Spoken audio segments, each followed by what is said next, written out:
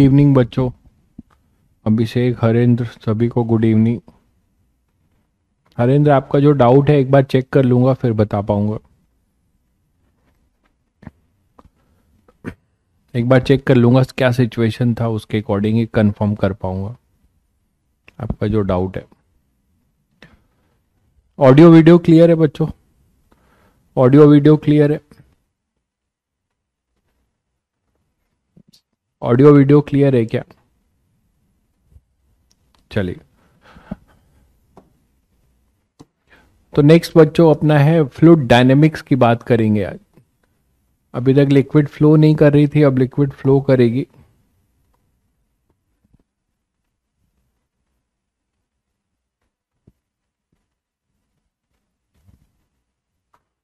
तो fluid dynamics की बात करेंगे।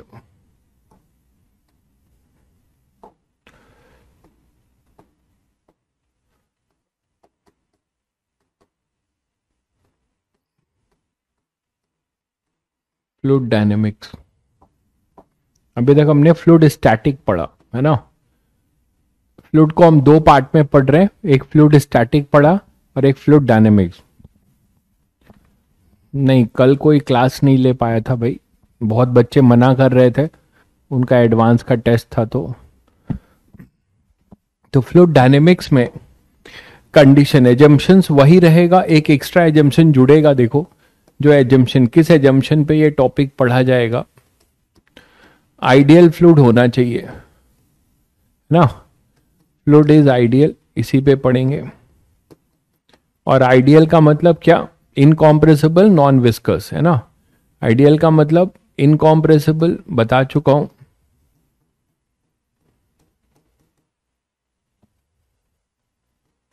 एंड दूसरा अपना नॉन विस्कस। ठीक है, और एक एक्स्ट्रा और पढ़ोगे, वो है स्ट्रीमलाइन फ्लो। स्ट्रीमलाइन फ्लो, जो लिक्विड है वो स्ट्रीमलाइन फ्लो करेगी। फ्लो दो टाइप का होता है, ठीक है। फ्लो बच्चों दो टाइप का होता है।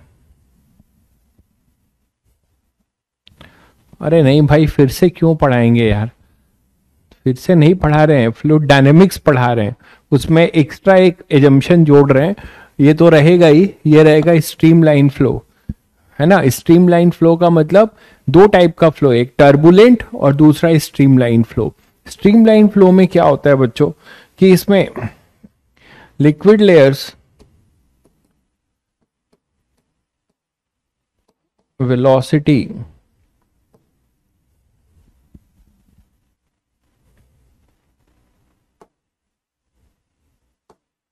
Liquid layer flow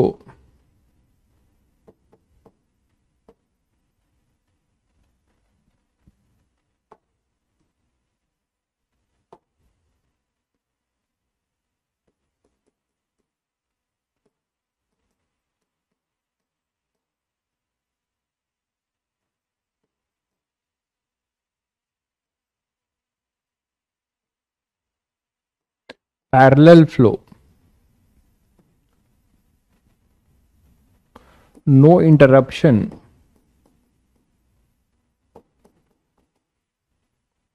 of one layer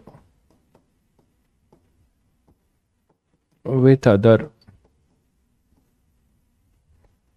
and velocity of each particle, है ना, velocity of each particle at a particular point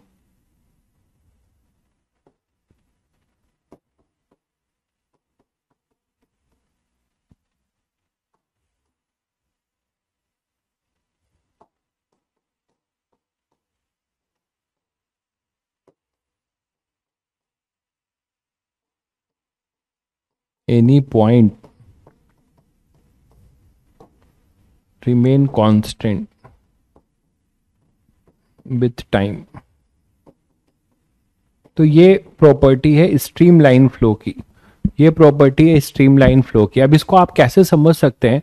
जब आप नल खोलते हैं, है ना, जब आप नल खोलते हैं, आप अगर टैप खोल रहे हो ठीक है, तो इस टैब में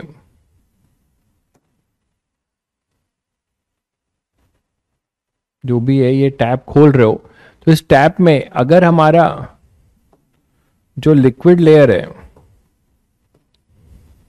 उनकी जो वेलोसिटी है पैरेलल हो, है ना, इस तरीके का होगा।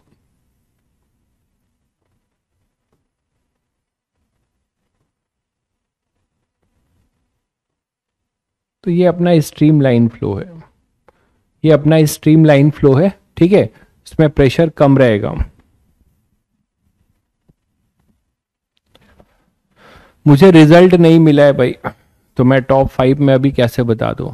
I don't have result, they don't have send me. Message करके मंगाऊंगा फिर बता पाऊंगा। तो यहां पे अपने पास ये स्ट्रीम लाइन फ्लो है, जबकि टर्बुलेंट फ्लो है, दूसरा फ्लो जो है वो टर्बुलेंट है। उसका नेचर बच्चों ऐसा होता है कि अगर बहुत ज्यादा प्रेशर है तो एक लेयर दूसरे लेयर पे ओवरलैप कर सकती है ना, एक लेयर दूसरे लेयर पे ओवरलैप कर सकती है, कैसा भी मतलब मोशन हो सकता है, ऐसा हो सकता है। ठीक है, तो जब प्रेशर बहुत ज्यादा होगा तो एक लेयर दूसरे लेयर पे ओवरलैप करेगी, इस तरीके का जो मोशन होगा तो ये टर्बुलेंट कहलाएगा, है ना, ये टर्बुलेंट फ्लो है। तो ये अपना टर्बुलेंट है और ये अपना स्ट्रीमलाइन फ्लो है। तो स्ट्रीमलाइन फ्लो की प्रॉपर्टी है कि लिक्विड लेयर्स पैरेलली मूव करेंगे, एक दूसरे को कट नहीं करेंगे, ऐसे सोच सकते हो। तो लिक्विड लेयर्स और उनकी वेलोसिटी किसी पर्टिकुलर पॉइंट पे आओगे, मान लो आप यहां पे आते हो, यहां पे, तो यहाँ पे जो भी पार्टिकल किसी भी टाइम पे पास होगा तो उसकी वही वेलोसिटी होगी। एक पार्टिकल यहां से v से पास हो रहा है, फिर दूसरा पार्टिकल जब यहां पर आएगा तो उसकी वेलोसिटी भी v ही रहेगी। ठीक है, तो these are the property of, तो एक नया आपने जोड़ा है स्ट्रीमलाइन फ्लो। तो ये एजम्पशन पे हम पूरा पढ़ेंगे। ठीक है, इसमें 2 लॉ है, डायनेमिक्स में 2 लॉ हम पढ़ेंगे। पहला है लॉ ऑफ कंटिन्यूटी,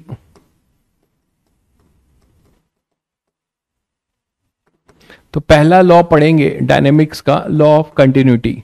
ये लॉ किस पे बेस्ड है बच्चों? ये बेस्ड है कंजर्वेशन ऑन मास पे, based on conservation of mass.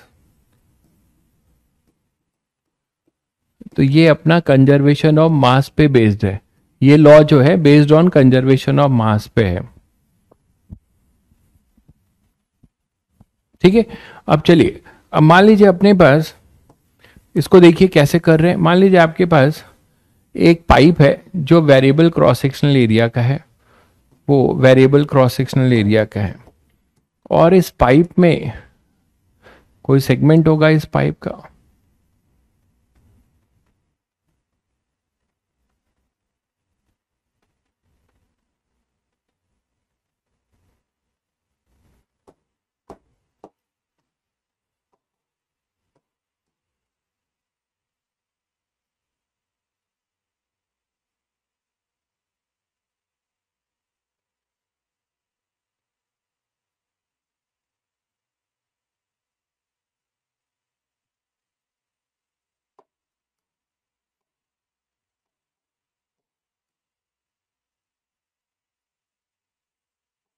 तो ये जो पाइप है कुछ फ्रस्टम टाइप का है, मतलब इसके क्रॉस सेक्शनल एरिया चेंज हो रहे हैं।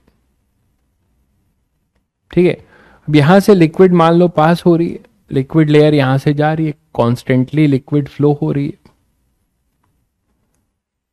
स्ट्रीमलाइन फ्लो है।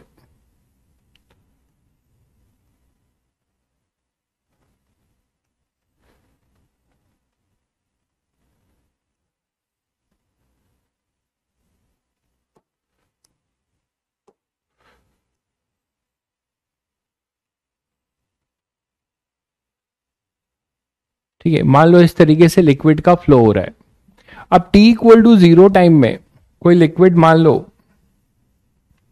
यहां पे आ गई, आपने लिक्विड का कुछ पोर्शन अगर लिया है तो ये ले लो कि t इक्वल टू 0 में ये लिक्विड यहां से यहां पहुंच गई, मतलब इतना लिक्विड इंटर किया,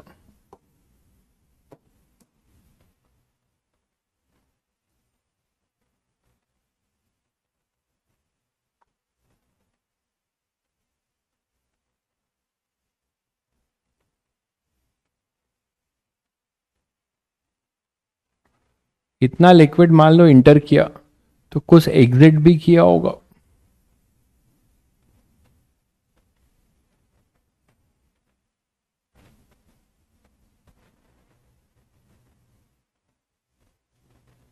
तो मान लेते हैं कि डीएम मास का लिक्विड इंटर हुआ, ये जो मैं शेडेड कर रहा हूं देखो, इतना लिक्विड वी वेलोसिटी से इंटर किया और ये इतना लिक्विड अब बाहर जाने को है।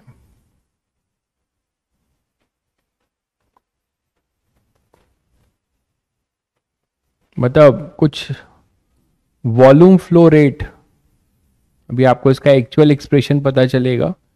मान लीजिए कि ये अभी लेयर ऐसे थी, ध्यान दीजिएगा, अभी लिक्विड इंटर की तो ये लेयर ऐसे थी टी इक्वल टू 0 वाली, ये ऐसे इतना लेयर इंटर की।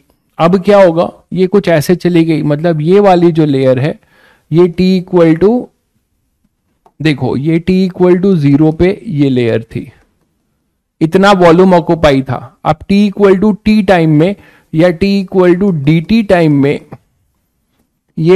ये लेयर है, ठीक है। तो ये लेयर जो आप देख रहे हो ए डैश और यहां बी डैश, या ऐसे ले लो ए वन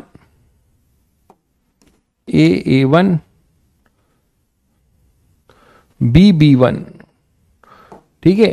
अब यहां पे ये इधर आ गई, मतलब ये A dash A1 dash B dash B1 dash, समझ गए। तो ये जो लेयर था, ठीक है, यहां पे ये लेयर अभी इतनी थी t इक्वल टू 0 पे, अब t equal to D T में ये आगे बढ़ गया, समझ पाए।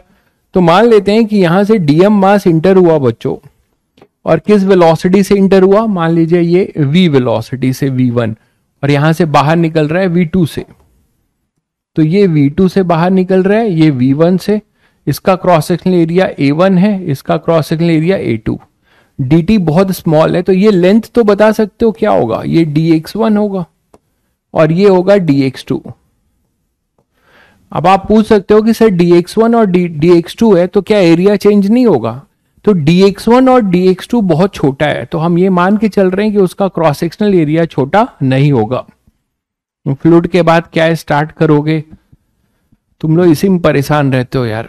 बता तो दिया है आपको, पूरा सीक्वेंस बता दिया है। फ्लूइड के बाद जो है मैकेनिकल प्रॉपर्टी ऑफ सॉलिड होगा, उसके बाद जो है एसएचएम होगा, उसके बाद वेव होगा, उसके बाद थर्मोडायनेमिक्स होगा, उसके बाद ग्रेविटेशन होगा, यही सीक्वेंस है। तो यहां पे अपने पास ये V1, ठीक है, ये V1 V2 है, तो यहां dx1 और dx2 है। तो आप बोल सकते हो बच्चों कि यहां से डीएम मास अगर इंटर किया, ये अगर डीएम इंटर किया तो डीएम ही बाहर जाएगा, ठीक है। तो बाय मास कंजर्वेशन,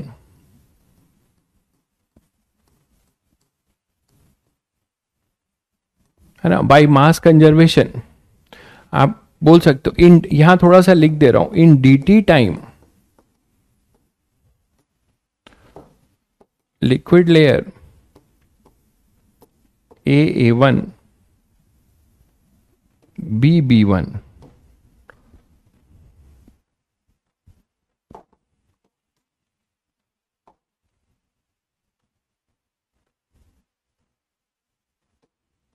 तो लिखा ही हुआ है, डायग्राम में लिखा ही हुआ है, दिख ही रहा है। चलो यहां डायरेक्ट करते हैं।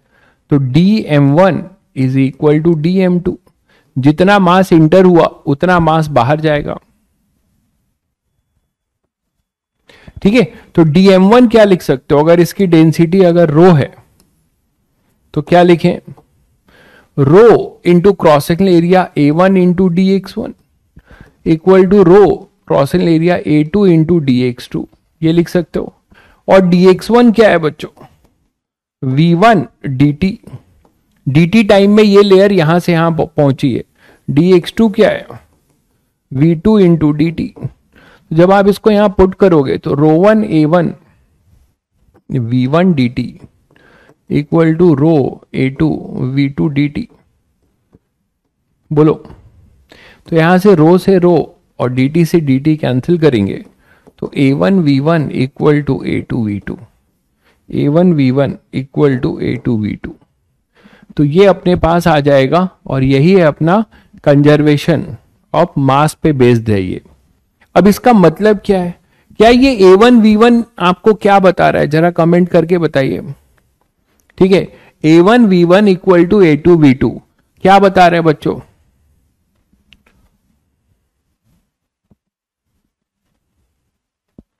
अरे भाई मास क्यों चेंज होगा? मास कहां चेंज हो रहा है? तभी तो मास को हमने बराबर कर दिया है ना। आपने बोला कि DM1 इंटर किया, DM2 बाहर गया, तो ये दो आपको भी पता है कि मास चेंज नहीं होगा, तभी तो दोनों को बराबर किया है, DM1 इक्वल टू DM2। तो यहां से अब आप देख रहे हैं कि ये जो एक्सप्रेशन है इसमें इसकी यूनिट जरा देखो, ये मीटर स्क्वायर है और ये मीटर पर सेकेंड है। तो आपको क्या मिलता है? मीटर क्यूब पर सेकेंड। तो क्या कांस्टेंट रह रहा है? क्या कांस्टेंट रख रहा है? Product of area into velocity आपको क्या बताता है? ये बताता है वॉल्यूम फ्लो रेट। ये बताता है वॉल्यूम फ्लो रेट, वॉल्यूम पर सेकेंड। ये क्या है बच्चों? ये आपको क्या बता रहा है? वॉल्यूम पर सेकेंड, है ना।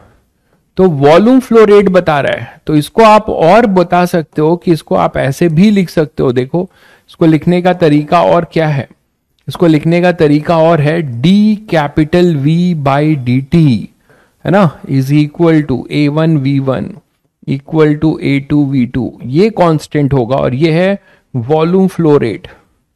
तो आप बोलेंगे वॉल्यूम फ्लो रेट कांस्टेंट रहेगा, है ना। तो किसी पर्टिकुलर एरिया से A1 और V1 चेंज होते रहेंगे, बट उनका जो प्रोडक्ट है जिसको हम कह रहे हैं वॉल्यूम फ्लो रेट, वो हमेशा अपना क्या रहेगा बच्चों?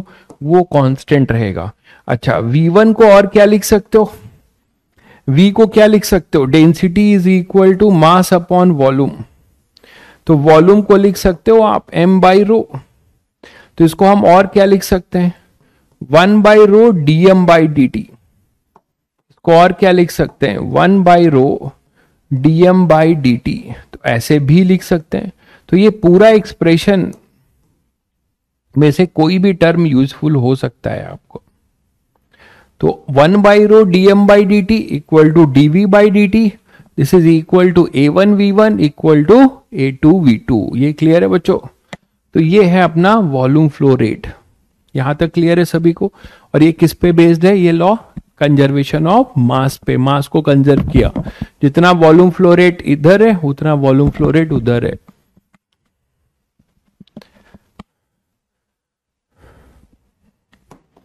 जैसे कि अब ऐसे क्वेश्चंस आप आसानी से कर लोगे।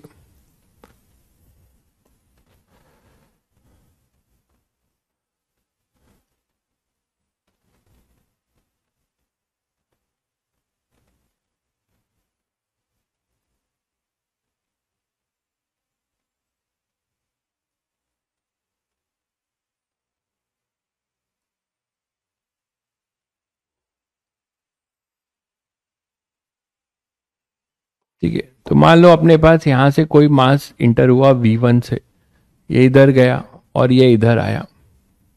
तो लिक्विड जो है फ्लो हो रही है,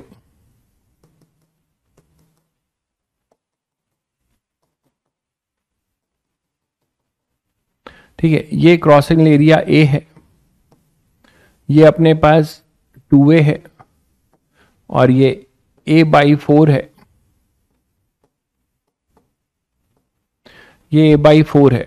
ये आपको V दिया जा रहा है और ये अपने पास कुछ V1 दिया जा रहा है। तो ये V2 आपको निकालना है। निकाल लोगे या जनरल कर लेते हैं? जनरल कर लेते हैं। मान लीजिए ये A1 है और ये A2 है, कुछ भी आपको रिलेशन दिया जाएगा। तो क्या लिख सकते हो इसके लिए? इसके लिए क्या लिख सकते हो? नेट वॉल्यूम फ्लो रेट कितना है? AV is equal to net volume flow rate जो बाहर जा रहा है, A1 V1 plus A2 V2। A1 V1 plus A2 V2 is equal to AV, ऐसे बोल सकते हो। क्लियर है? तो ऐसे आप बोल सकते हो। इसी में आपसे पूछा जा रहा है कि हाइड्रो थ्रस्ट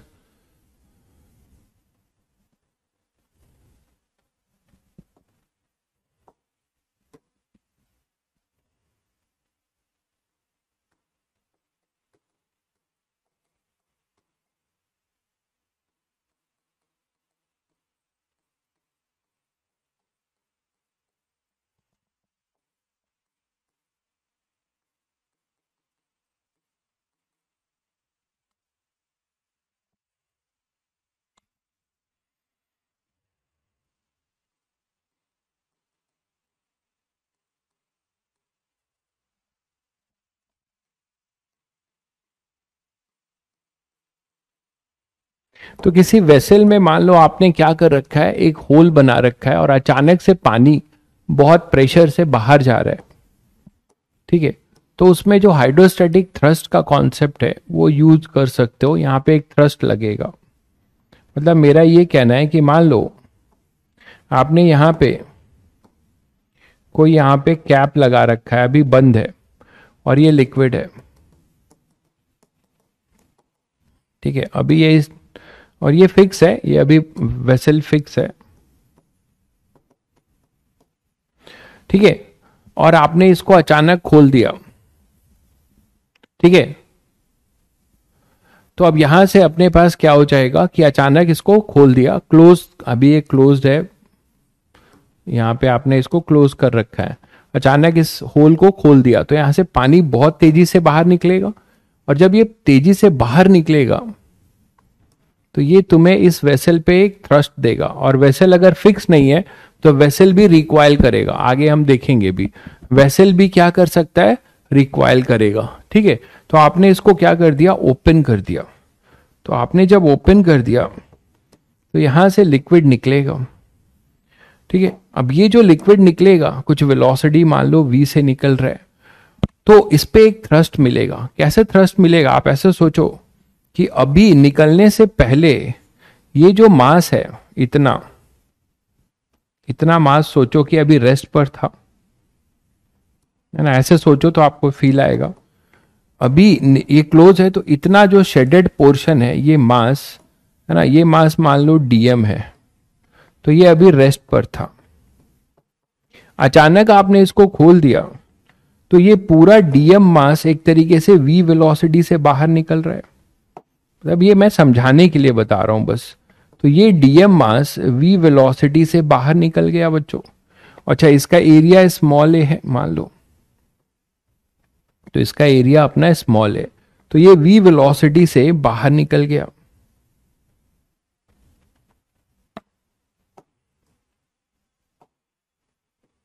v वेलोसिटी से ये dm मास बाहर निकल गया। मतलब पहले है ना ढक्कन बंद था तो dm मास रेस्ट पर था, ढक्कन खोल दिया तो इतना लेयर, और इसका लिक्विड लेयर ऑब्वियसली कुछ घट जाएगा, है ना, तो इतना dm मास जो है बाहर निकल गया। तो इतना dm मास जब बाहर निकल गया, ठीक है, इतना dm मास अगर बाहर निकल गया तो अब आप क्या बोल सकते हो कि मोमेंटम का चेंज हुआ है। अभी मोमेंटम इस dm का 0 था, ढक्कन खोलने के बाद ये v वेलोसिटी से बाहर निकल रहा है। तो if there is a change of momentum then we have a thrust, हमने वेरिएबल मास सिस्टम में भी पढ़ा था, ठीक है। तो यहां पे अब आप बोल सकते हो कि यहां पे क्या लगेगा, एक थ्रस्ट, मतलब इस पे ऐसा लगेगा पीछे F, और इस पे F जो लगेगा वो इस पे ऐसा लगेगा, एक्शन रिएक्शन। और ये ध्यान रखिएगा कि दिस V, अभी तो ये रेस्ट पर है, ये हमेशा रिलेटिव टू वेसल होगा। बहुत अच्छे क्वेश्चन में वेसल रिक्वायर करेगा, तो ये ध्यान रखिएगा रिलेटिव टू वेसल है, रिलेटिव है ना। यहां पे तो मैंने रेस्ट कर रखा है तो वो अर्थ के रिस्पेक्ट में भी होगा, लेकिन अगर अच्छा क्वेश्चन बनाया जाए, आगे करेंगे भी, तो वो रिक्वायर होता जाएगा, उसकी वेलोसिटी भी as a function of time हम निकाल सकते हैं। और यहाँ पे लीनियर मोमेंटम कंजर्वेशन की बात भी सोच सकते हैं, अगर ये स्मूथ है तो, समझ रहे हैं, अगर ये ग्राउंड स्मूथ है तो हम लोग लीनियर मोमेंटम कंजर्वेशन की बात सोच सकते हैं। जस्ट लाइक बुलेट फायरिंग वाली बात हो गई कि यहां पर एक इंपल्स लगा, यहां पे इंपल्स लगा, और टोटल सिस्टम में इस डायरेक्शन में नेट इंपल्स 0 होगा, तो हम लोग लीनियर मोमेंटम कंजर्वेशन की बात भी ऐसे सिचुएशन में सोच सकते हैं। ठीक है, चलिए, तो अब यहां पे क्या लिख सकते हैं थ्रस्ट के लिए? थ्रस्ट के लिए क्या लिख सकते हैं? हाइड्रोस्टैटिक थ्रस्ट, सॉरी हाइड्रोस्टैटिक कह रहे हैं। अब यहाँ पे लिक्विड फ्लो कर रही है, उसके जाने के वजह से एफ क्या लिखेंगे? एफ लिखेंगे DP by D T. F लिखेंगे आप डीपी बाई डी टी, और पी क्या है? M V. तो आप इसको लिख सकते हैं V DM by D T. यहां मास का चेंज हो रहा है, V DM by D T. और डीएम बाई डी टी अभी आपने कंटिन्यूटी से देखा, by continuity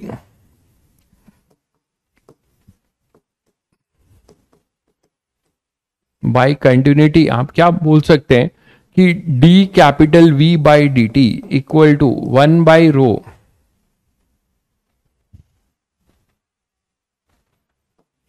dm by dt, and this is equal to a1v1 and A V. तो इसका पहले लिखें, ये ए था तो ए इंटू वी ऐसे लिख सकते हैं। तो डीएम बाई डी टी यहां से आपको क्या मिलता है बच्चों? वो मिलता है रो ए वी।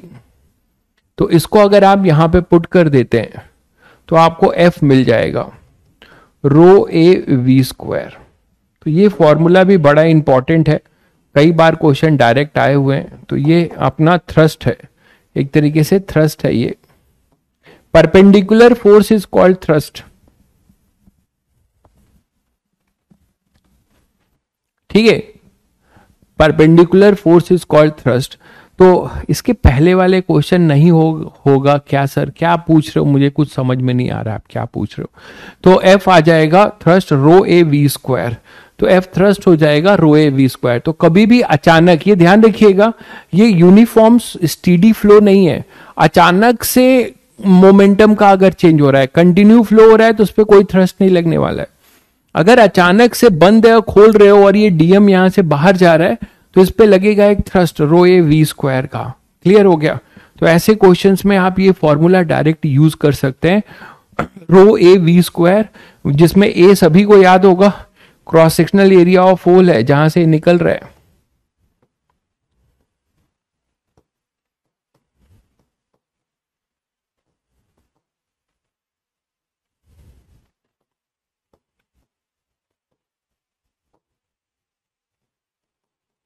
जहां से लिक्विड बाहर निकल रही है वो है क्रॉसिंग एरिया, और वी जो है विथ रिस्पेक्ट टू वेसल होता है। ठीक है, चलिए इसी पे क्वेश्चन और बनाते हैं मैकेनिक्स से रिलेट करके। मान लीजिए आपके पास कोई एक गार्डनिंग,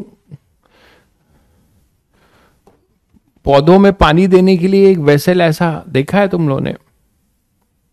ये वेसल ऐसा है, देखा ही होगा।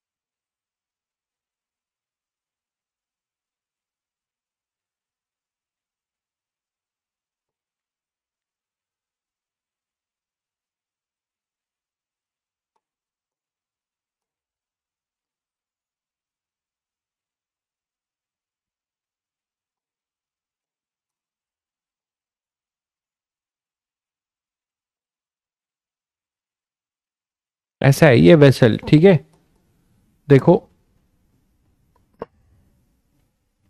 इसमें पानी भरा हुआ है और ये किसी फिक्स एक्सिस के अबाउट रोटेट कर सकता है, ये अपने इस एक्सिस के अबाउट रोटेट कर सकता है, this is free to rotate, ये इसके अबाउट रोटेट कर सकता है और इसमें पानी भरा है आपने, सडनली आपने क्या किया,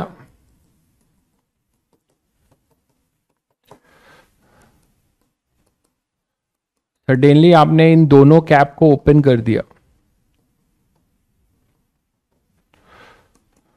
ठीक है, और पानी यहां से निकलने लगा, पानी यहां से निकलने लगा, मान लो विद वेलोसिटी v, ये भी v वेलोसिटी से निकल रहा है और इधर भी v वेलोसिटी से निकल रहा है, पानी इधर v वेलोसिटी से निकल रहा है, क्रॉसिंग एरिया a ले लीजिए दोनों का, ठीक है, डेंसिटी रो ले लीजिए, ये आपको लेंथ दिया जा रहा है, ये रेडियस कैपिटल R है और ये जो लेंथ है ये आपको d दिया जा रहा है, ये 90 डिग्री है,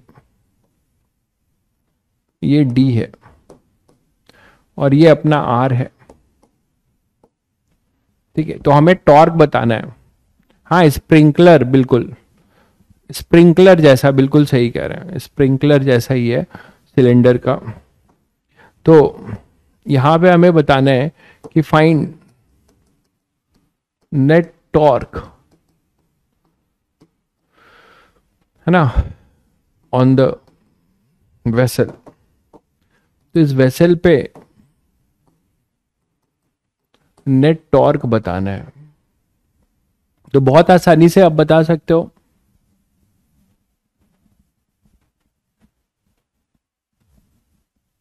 ठीक है, तो अब यहां से अब क्या होगा बच्चों कि अगर पानी इधर से निकल रहा है तो वेसल पे जो टॉर्क लगेगा जस्ट इसके अपोजिट लगेगा, वेसल पे टॉर्क ऐसा लगेगा, इधर एक F लगेगा थ्रस्ट और इस पे थ्रस्ट लगेगा कुछ इधर,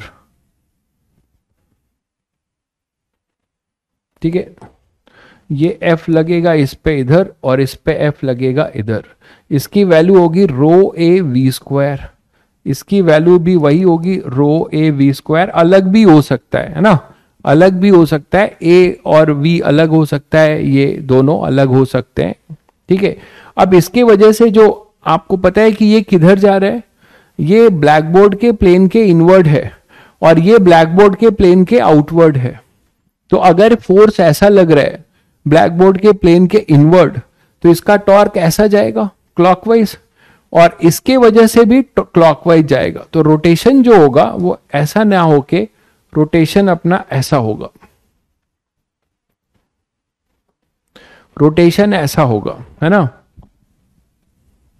वाटर लेवल पे थ्रस्ट डिपेंड करेगा, अगर बहुत बड़ा वेसल है तो आपको आगे मैं बताऊंगा वाटर लेवल पे डिपेंड करता है, क्योंकि V जो है जो बाहर निकलता है वो वाटर लेवल पे डिपेंड करता है, यहां तो डायरेक्ट गिवन है ना, तो अभी आगे मैं बताऊंगा वेलोसिटी ऑफ ई फ्लक्स से, तो वो डिपेंड करता है, तो यहां पे तो V मैंने दे दिया है इसीलिए, तो जो टॉर्क होगा वो होगा rho A V square into ये डिस्टेंस, परपेंडिकुलर डिस्टेंस कितना होगा R plus D, R plus D और ना, और टाउ नेट है तो इंटू 2, तो ये एक्सप्रेशन हो जाएगा टाउ नेट का, तो टाउ नेट का बच्चों ये एक्सप्रेशन हो जाएगा, एक का जो टॉर्क होगा वो ये होगा rho A V square, perpendicular distance from axis of rotation is R plus D, ये 90 डिग्री है, ये 90 डिग्री दिया हुआ है ना, 90 डिग्री दिया हुआ है, तो एक्सिस ऑफ रोटेशन से perpendicular distance R plus D हो गया इस F का,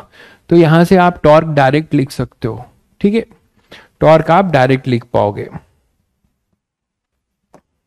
नेक्स्ट बात करते हैं फिर बर्नौली इक्वेशन की, बर्नौली इक्वेशन की याद है तुम लोगों को, स्कूल में पढ़ा होगा तुम लोगों ने Bernoulli equation,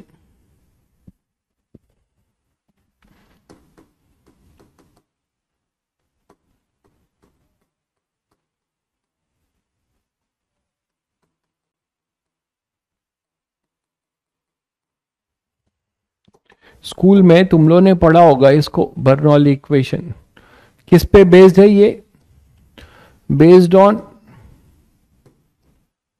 conservation of energy,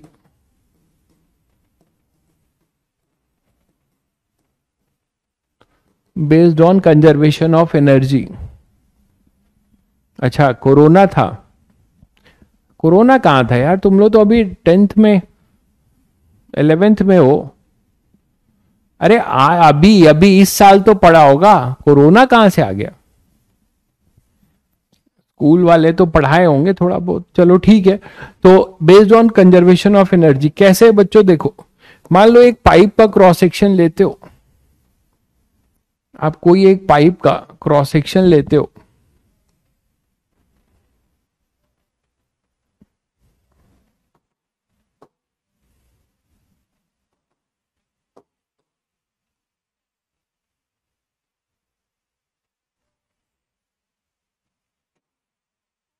मान लो ये पाइप ले रहे हो, ठीक है, इस पाइप का ये क्रॉस सेक्शन है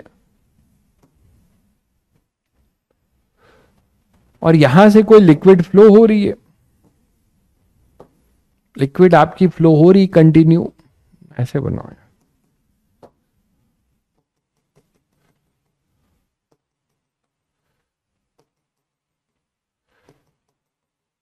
ठीक है, लिक्विड इस तरीके से फ्लो हो रही है, उसका मैंने एक पोर्शन लिया है, मतलब है ना, कंटिन्यू फ्लो हो रहा है किसी पाइप में, उस पाइप को काट दिया, कोई पाइप माउंटेड होगा और वहां से पानी फ्लो हो रहा है, ठीक है। तो अब यहां से मान लो अपना ग्राउंड लेवल है ये, ग्राउंड लेवल है ये, और यहां से ये डिस्टेंस तुम्हारी h1 है इस एंड की, और इस एंड की डिस्टेंस h2 है, और ये अपना h2 है, ठीक है। और t इक्वल टू 0 टाइम में देखिएगा, t इक्वल टू 0 टाइम में, t इक्वल टू 0 टाइम में मान लीजिए यहां पे कोई लिक्विड लेयर अपनी यहां से यहां गई, जैसे अभी आपने देखा,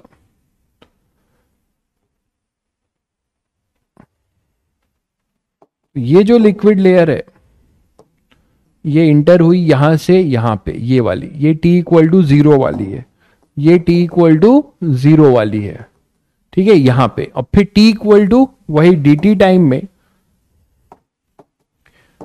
t equal to dt time में ये लेयर ये कुछ आगे बढ़ी तो ये भी कुछ आगे बढ़ी, अब ये लेयर पूरी ये वाली हो गई, है ना, t equal to dt time में। तो t equal to dt time में जो लेयर है वो ये वाली है, और t equal to t time में लेयर ये वाली है, t इक्वल टू 0 में ये लेयर है, t इक्वल टू dt में ये लेयर है। समझ गए। अब देखो कि यहां पे अगर आप बोलते हो कि ये मान लो इसका क्रॉस सेक्शनल एरिया यहां पर A1 है, क्रॉस सेक्शनल एरिया इसका A1 है,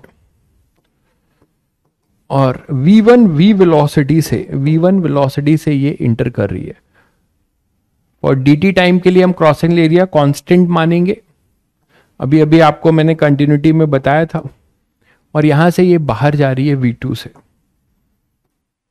इस वाले पॉइंट का प्रेशर, यहां पे एक पॉइंट है मान लो B और यहां पे पॉइंट है A, इसका प्रेशर मान लीजिए यहां पे P1 है और यहां P2 है। कंफ्यूजन नहीं होना चाहिए, आप बोलोगे सर ये प्रेशर तो बाहर का है, तो P1 और P2 तो PATM हो जाएंगे। तो बच्चों मैंने अभी बताया कि ये आपने किसी पार्ट है इस पाइप के अंदर का, ये पाइप पूरा ऐसे जा रहा होगा, ये पाइप पूरा ऐसे जा रहा होगा, इसमें से आपने कट किया है, तो यहां P1 है यहां P2 है, this is not open to atmosphere, इसमें आपने कट किया है बस, ठीक है। तो और अगर ऐसा होता तो लिक्विड फ्लो कहां करती, यहां भी प्रेशर सेम होता, यहां भी सेम होता, तो लिक्विड फ्लो कहां करती, liquid will flow from higher pressure to lower, समझ रहे होगे। तो यहां पे बच्चों इसका ये जो आपने लिखा dx1 और यहां पे लिखा dx2, तो आप मुझे बताओगे कि इस प्रेशर की वजह से यहां पे एक प्रेशर फोर्स लगेगा, इस तरह पे एक प्रेशर फोर्स लगेगा, और यहां पे एक प्रेशर फोर्स लगेगा, ये प्रेशर फोर्स होगा P1A1, यहां होगा P2A2। तो work done, work energy theorem use कर रहा हूं, वर्क एनर्जी थ्योरम, इसमें कौन लोग वर्क कर रहे हैं जरा बताइए आप, कौन लोग वर्क कर रहे हैं? एक तो वर्क हो रहा है प्रेशर का वर्क हो रहा है, जिससे कि जो चेंज हो रहा है, ध्यान से देखिए, जो चेंज हो रहा है, ये जो शेडेड पोर्शन है इतना, या फिर ये इतना, इन्हीं की ग्रेविटेशनल पोटेंशियल एनर्जी में भी चेंज हो रहा है, मानते हो? ये अपने पास dm2 है, dm है, और ये भी dm है। तो आप मुझे बताओ कि ये जो कॉमन जोन है, ये पहले लेयर यहां पे थी, अब ये लेयर यहां से यहां गई, तो बीच वाला ये जो लेयर है ये तो कॉमन है, इसका पोटेंशियल एनर्जी में कोई चेंज नहीं होगा, ठीक है? इसके पोटेंशियल एनर्जी में कोई चेंज नहीं होगा, जो भी चेंज होगा वो यहां से यहां वाला होगा। मतलब ये सोचो कि ये लेयर था, अब ये यहां से यहां गया, तो एक तरीके से केवल डीएम का चेंज हुआ है। मतलब ये मान लो डीएम यहां से उठ के यहां चला है, ऐसे भी आप बोल सकते हो, है ना? तो आप बोल सकते हो कि work done by pressure force,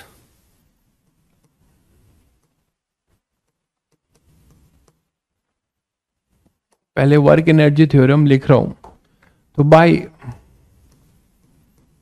work energy theorem क्या बोलोगे बच्चों? Work done by pressure force plus work done by gravity equal to delta K E. Work done by pressure force plus work done by gravity equal to delta K E. Pressure force का अगर work देखो, W pressure force, तो net कितना लग रहा है? P1A1 इधर P2A2, और ये मूव इधर कर रहा है, तो क्या लिखोगे? P1A1 dx1 minus P2A2 dx2, ये लिख सकते हो। P1A1 dx1 plus P2A2 dx2। और बच्चों A1 dx1 क्या है? A1 V1 dt एक तरीके से। P1 A1 dx1 is what? V1 dt minus P2 A2 V2 dt, ठीक है? और ये पूरा आप ये भी बोल सकते थे वॉल्यूम है, एक तरीके से आप इसको क्या बोल सकते थे? वॉल्यूम बोल सकते थे, है ना? इसको आप वॉल्यूम बोल सकते थे, डायरेक्ट लिख सकते थे A1 dx1 is volume dV, ठीक है? तो A1 V1 dV आप ऐसे भी बोल सकते हैं by continuity A1 V1 equal to A2 V2 equal to D capital V by dt। तो यहां से हम लोग बोल सकते हैं कि P1 dV ऐसे लिख लो, या फिर इसका वर्क ऐसे लिख लो, P1 A1 V1 को हम dV बाई dt लिख सकते हैं, A2 V2 को भी dV बाई dt। तो P1 minus P2 into D capital V ऐसे भी लिख सकते हैं। बोलो, P1 minus P2 into D capital V ऐसे भी लिखा जा सकता है भाई। तो ये अपना आ गया work done by pressure force. अब मैं आपसे कह रहा था कि ग्रेविटी का वर्क लिखना है, तो ग्रेविटी का वर्क का मतलब चेंज इन पोटेंशियल एनर्जी। तो पहले ये T इक्वल टू 0 टाइम में ये लेयर थी, देखिएगा T equal to dt time में ये लेयर ऐसे शिफ्ट हुई है। तो जो ग्रेविटेशनल पोटेंशियल एनर्जी है, इसको अगर आप जीरो पोटेंशियल मान रहे हो, तो जो चेंज हुआ है वो केवल इसका और इसका चेंज हुआ है ना? इसका और इसका चेंज हुआ है, बीच वाले का कोई चेंज नहीं है, बीच वाला हमेशा कॉमन रहेगा। तो वर्क डन बाय ग्रेविटी की अगर बात करें बच्चों, W ग्रेविटी की, चलो नेक्स्ट पेज पे ले लेते हैं।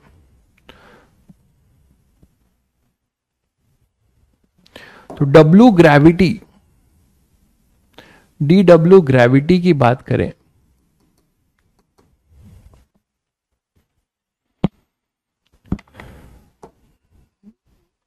है ना?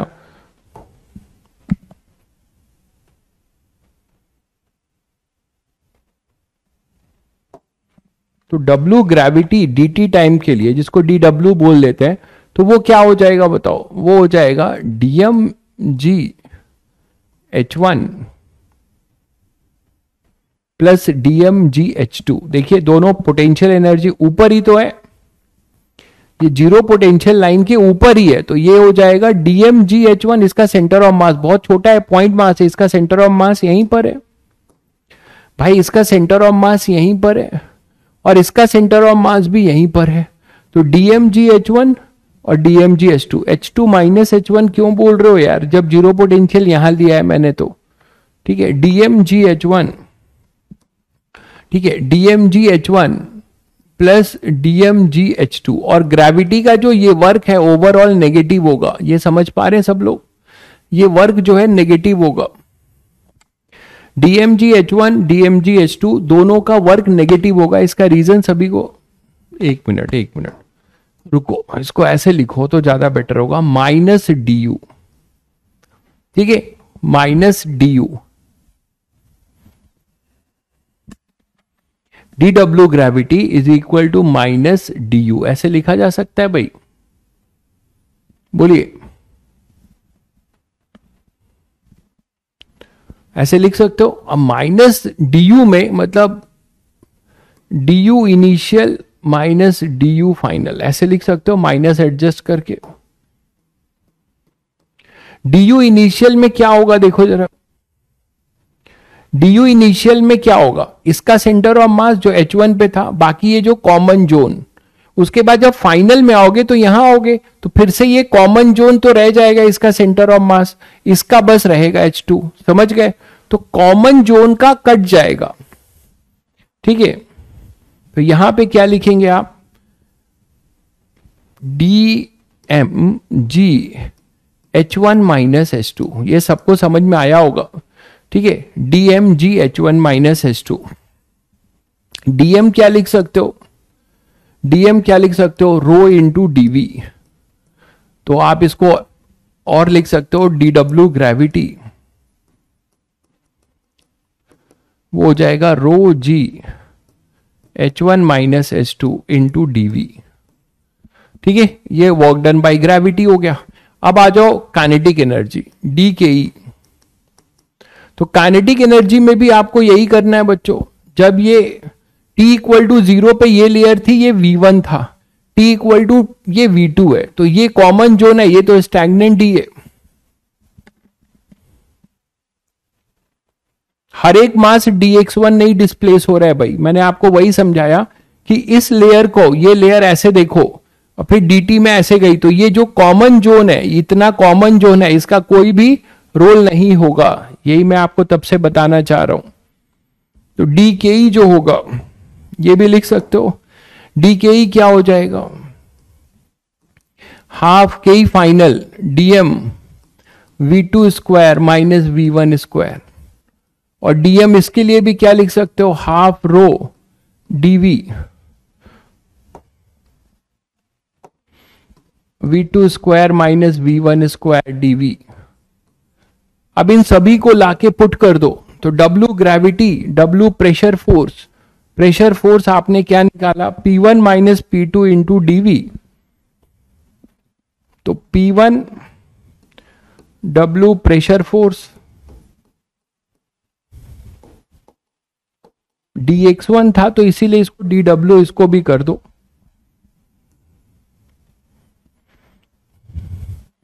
तो dW pressure force plus dW gravity, इसकी वैल्यू पुट कर रहा हूं, इक्वल टू DKE, तो dW प्रेशर फोर्स है P1 minus P2 into DV, plus dW gravity है रो G H1 minus H2 into DV, plus half rho V2 square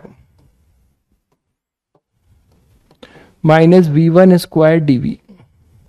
तो ये DV cut जा रहा है और आपको 1 वाले को एक तरफ ले आओ, तो rho 1 plus rho G H1 plus half rho V1 square equal to P2। अभी एक भाई साहब कमेंट करेंगे सर P और रो ऐसे लिखो कि समझ में आए, तो लो भैया P1 P2 प्लस रो GH2 plus half rho V2 square. तो आपको क्या दिख रहा है बच्चों कि ये तीनों का सम P रो GH और हाफ रो V1 स्क्वायर का सम कांस्टेंट है, ये आपको कांस्टेंट नजर आ रहा है। बात समझ में आ गई? ये क्लियर है क्या? P1 plus rho G H1 plus half rho V1 square equal to P2 plus rho G H2 plus half rho V2 square. ठीक है, अब मुझे आपको ये बताना है कि ये क्या रिप्रेजेंट कर रहा है। तुम लोग जरा बताओ तो, ये क्या रिप्रेजेंट कर रहा है, ये क्या रिप्रेजेंट कर रहा है, और ये क्या रिप्रेजेंट कर रहा है। इतना डिस्कशन के बाद देखें कितने लोग ने दिमाग लगा के सुना है। बताओ जरा ये क्या रिप्रेजेंट कर रहा है, रो जी H1 और हाफ रो V1 स्क्वायर। बच्चों जल्दी से कमेंट करके बताओ, ये और ये क्या रिप्रेजेंट कर रहा है। ये तुम्हारे स्कूल के एनुअल एग्जाम में 5 नंबर का आता है। मुझे अपने स्कूल के दिन याद आते हैं इस थ्योरम को देखकर। क्लास 11 में पता होता है कि ये क्वेश्चन 5 नंबर में आएगा एनुअल एग्जाम में, और फिर हम लोग रात में रटते हैं, एक दिन पहले, है ना, रात में रटते हैं उसको। और मुझे याद है कि मैंने कभी इसको पूरा नहीं किया, मैंने कुछ भी नहीं किया, क्योंकि मुझे कुछ समझ में आता नहीं था। तो मैं रटता था, रटने में ये सब रट लेता था ऐसे, और ऐसे ऐसे करता था, फिर कुछ समझ में नहीं आता था, लेकिन ये रट लेता था। यहां कुछ कुछ लिखता था, फिर बाद में ये लिखकर ऐसे बक्से में बंद कर देता था। और इस मतलब विश्वास के साथ कि चलो एग्जामिनर तो केवल ये बक्सा देखेगा और 5 में 5 दे देगा, ऐसा होता नहीं है। इसको जब देखेगा तो ये काट के 0 देगा। ठीक है, तो स्कूल में जो है मैंने कभी प्रूव नहीं कर पाया मैं इसको। ठीक है, तो ये आप लोगों के साथ दुर्घटना ना घटे, इसीलिए इसको समझ लो। चलो बताओ, पोटेंशियल एनर्जी और प्रेशर नहीं, हाँ बोल सकते हो, ठीक है। हाफ रो जी H1 क्या है बच्चों, आप यहां से देख के बताओ ना। आप देखो यहां पे कि work done by gravity per unit volume है, आप यहीं से देख लो। यहां से आप क्या बोल सकते हो, W ग्रेविटी अपॉन में dV, ये क्या है, work done per unit volume, जो कि पोटेंशियल एनर्जी है ना, that is potential energy per unit volume है। तो ये सब पर यूनिट वॉल्यूम पे काम हो रहा है। यहां देखो, इससे क्या बोल सकते हो, DKE। डेरिवेशन का यही तो फायदा है, सब कुछ समझ पाओगे। तो ये क्या है बच्चों, kinetic energy per unit volume. और ये वर्क डन बाय ग्रेविटी, ये P1 क्या है, P1 क्या है बच्चों, P1 and P2 work done by pressure force per unit volume. ये क्या है, work done by pressure force per unit volume. तो ये भी बड़ा इंपॉर्टेंट है, per unit volume. That is, ऐसे भी बोल सकते हो कि एक बच्चे ने सही बताया, प्रेशर एनर्जी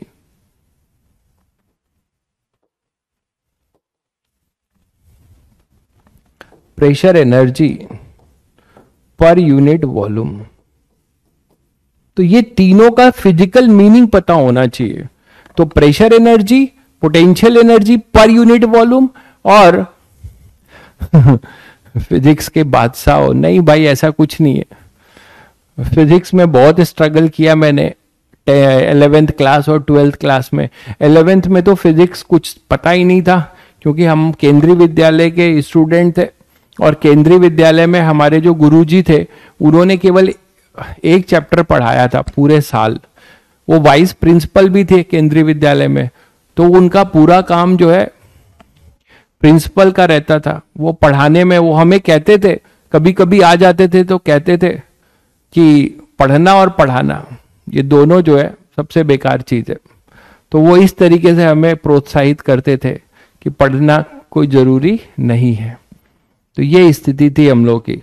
सोचो, आप लोग तो बहुत अच्छे स्थिति में हो, आप अभी से इतनी कुछ जानते हो, है ना। हम तो कुछ नहीं जानते थे, उसके बाद ड्रॉप करके जो है मेहनत किया, पढ़ाई किया। आप तो अभी से पता नहीं क्या क्या जानते हो, इतनी बातें जानते हो, तो आप तो बहुत अच्छा कर सकते हो। ठीक है, तो यहां पे अपने पास ये हो जाएगा, pressure energy, potential energy P per unit volume लिख ही दिया है, और ये काइनेटिक एनर्जी पर यूनिट, मतलब ये सब कुछ यूनिट वॉल्यूम पे हो रहा है बच्चों, ये सब कुछ यूनिट वॉल्यूम पे हो रहा है, ठीक है, ये सब कुछ यूनिट वॉल्यूम पे हो रहा है, ठीक है।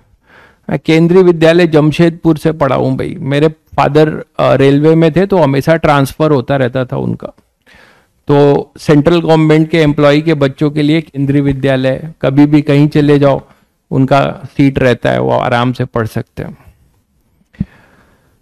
तो P1 plus rho G H1 plus half rho V1 square, P2 plus rho G H2 plus half rho V2 square. तो आप पोटेंशियल, एक भाई पूछ रहा है आप कहाँ से हो, मैं पूरे इंडिया से हूँ मेरा पूरा जो north south east west, west तो ईस्ट तो नहीं गया, बट नॉर्थ साउथ सबसे ज्यादा घूमा हूं, जहां जहां ट्रांसफर होता था मेरे पिताजी का, हम लोग वहीं जाते थे, वहीं केंद्रीय विद्यालय में पढ़ते थे,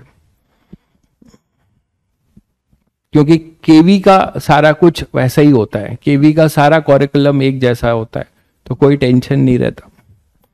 तो P1 plus rho G H1 plus half rho V1 square, ये कांस्टेंट है। P2 प्लस, शायद सभी बच्चों को समझ में आ गया कि ये क्या बताना चाह रहा है। आगे बढ़े बच्चों, ठीक है।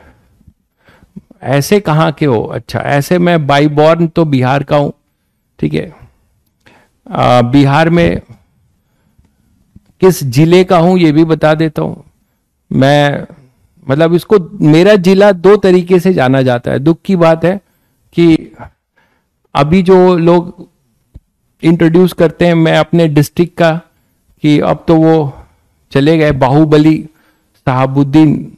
साहबुद्दीन बाहुबली के जिले, वैसे करते हैं, मुझे वो बड़ा खराब लगता है, ठीक है। मैं जो है सीवान डिस्ट्रिक्ट का हूं बिहार में, और सीवान डिस्ट्रिक्ट जीरादेई के पास है, जो अपने राजेंद्र प्रसाद, जो अपने फर्स्ट प्रेसिडेंट थे इंडिया के, वो जिला एक ही था, अब बट गया, ठीक है। तो उसी जिले का हूं मैं। तो यहां पे P1 plus rho G H1 plus half rho V1 square, P2 plus, तो ये अपना बच्चों वर्क डन। तो आप ये जान गए कि कोई अगर पर यूनिट वॉल्यूम है, तो मुझे अगर किसी V वॉल्यूम में निकालना है, तो मैं इस पूरे एनर्जी को V वॉल्यूम से मल्टीप्लाई करूंगा अब ये मेरा जो है रियलिटी टेस्ट लेने लगे, भोजपुरी बोल के दिखाओ। भाई मुझे भोजपुरी बोलना भी आता है, बंगाली बोलना भी आता है, हिंदी बोलना आता है, और यूपी की भाषा आती है, 4 भाषा हो गई, अंग्रेजी बोलना आता है, 5 भाषा का ज्ञानी हूं मैं अभी फिलहाल फ्लुएंसी के साथ। तो P1 plus rho G H1 plus half rho V1 square में अगर V वॉल्यूम, गोपालगंज तो हमारे बगल का जिला है भाई, तो P1 plus rho G H1 plus half rho V1 square, बोल के भी बता दूंगा, अभी पढ़ाई कर लो, बहुत इंपॉर्टेंट टॉपिक चल रहा है। तो यहां पे P1 plus rho G H1 plus half rho V1 square into V होगा बच्चों, जितने वॉल्यूम का है उतना वॉल्यूम V से मल्टीप्लाई भी करोगे। अरे पढ़ाई कल, समझला बबुआ, पढ़ाई कल, नहीं तो आगे बहुत पछताए के पड़ी, ठीक है भाई। तनिष, भोजपुरी बोलना आता है हमको, सब कुछ आता है। तो यहां पे नेक्स्ट बात करते हैं कि इसके एप्लीकेशन की, बर्नौली के एप्लीकेशन की बात करते हैं बच्चों। तो बर्नौली के एप्लीकेशन की अगर बात करें, तो देखो पहला है वेलोसिटी ऑफ इफ्लक्स की।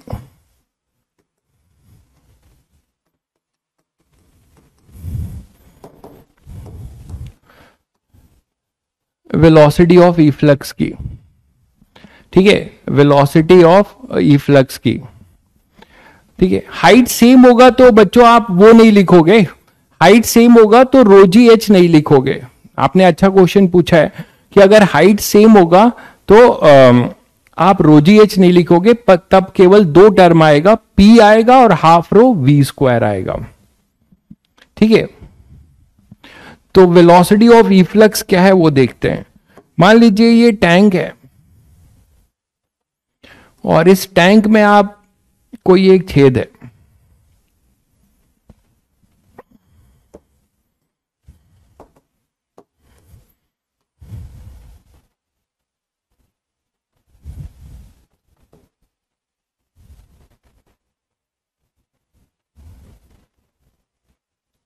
तो इस टैंक में बच्चों कोई छेद है मान लो ऐसा, ठीक है, और आपने ये लिक्विड भरा हुआ है,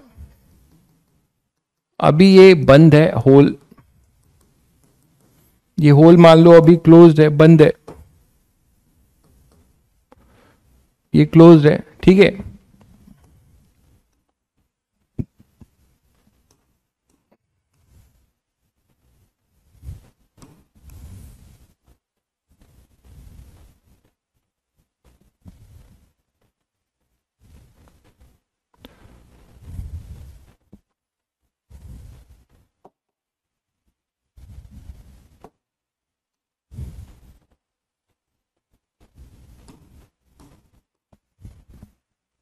तो मान लो ये क्लोज्ड है, ठीक है। उसके बाद आपने इसको ओपन कर दिया, आपने बच्चों इसको क्या किया, ओपन कर दिया। ये ग्राउंड लेवल है,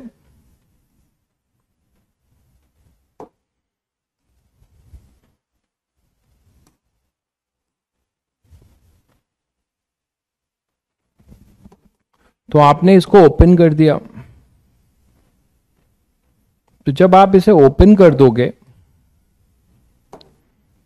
तो पानी यहां से गिरेगा, ये तो सबको पता है।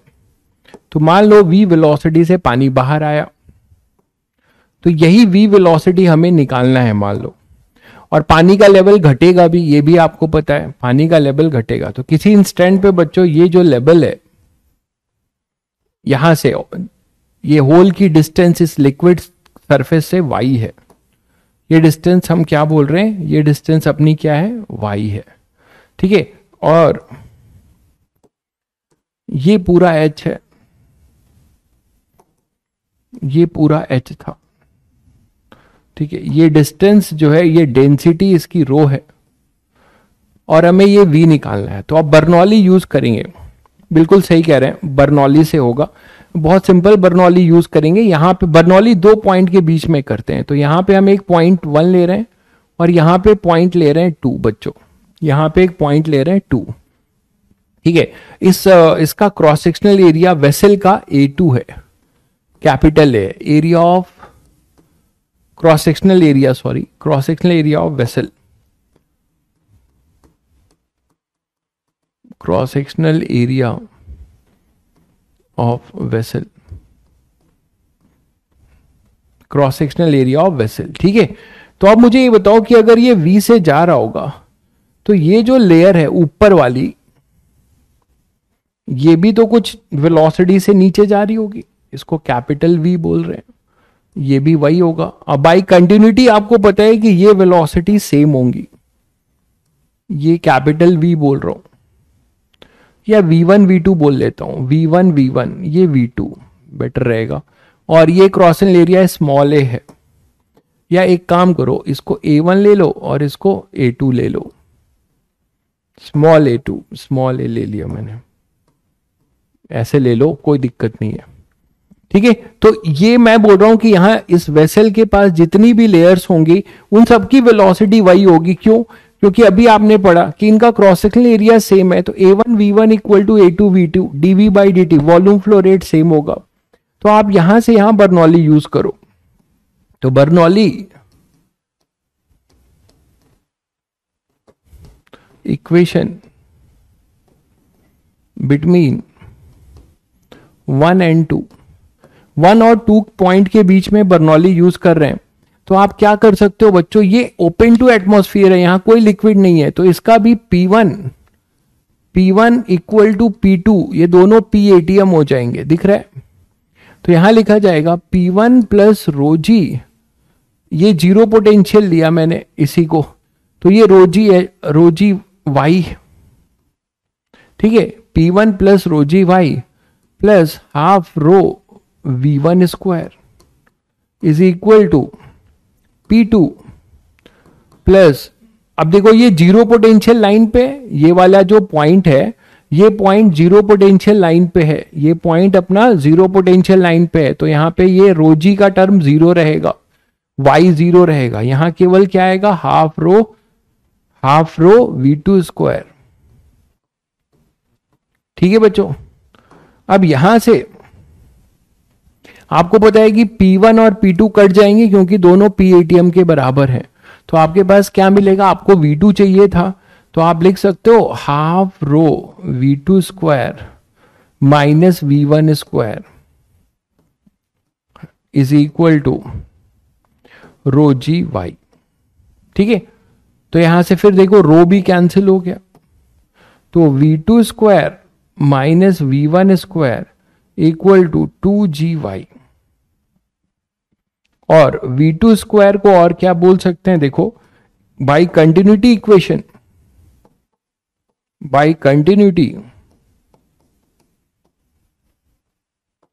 इसका क्रॉस सेक्शनल एरिया A1 है बच्चों, तो A1V1 इक्वल टू A2V2 ये लिख सकते हो। और यहां से मैं क्या कर रहा हूं, V2 को हटा रहा हूं क्योंकि मुझे V1 चाहिए, है ना, V2 को हटा रहा हूं, मुझे V1 चाहिए। तो V2 मैं लिख सकता हूं, नहीं मुझे V1 हटाना है, V2 चाहिए, तो V1 लिख सकता हूं A2V2 अपॉन कैपिटल V1। तो इसको जब आप पुट करोगे तो V2 स्क्वायर बाहर हो जाएगा, 1 minus A2 square upon A1 square equal to 2GY। तो जो वेलोसिटी, जो लिक्विड बाहर निकलेगा बच्चों, उसकी वेलोसिटी आपको मिल जाएगी, वो ये होगी, ये वेलोसिटी से लिक्विड बाहर निकलेगा, इस वेलोसिटी से लिक्विड बाहर निकलेगा। बर्नौली ही क्यों यूज किया, क्योंकि हमें पता है कि लिक्विड का एनर्जी कंजर्वेशन जो है बर्नौली से ही तो प्रूव होगा। बर्नौली में ही हमने वर्क एनर्जी थ्योरम लगाया तो बर्नौली मिला था, तो हम बर्नौली यूज कर रहे हैं, वर्क एनर्जी थ्योरम ही यही है।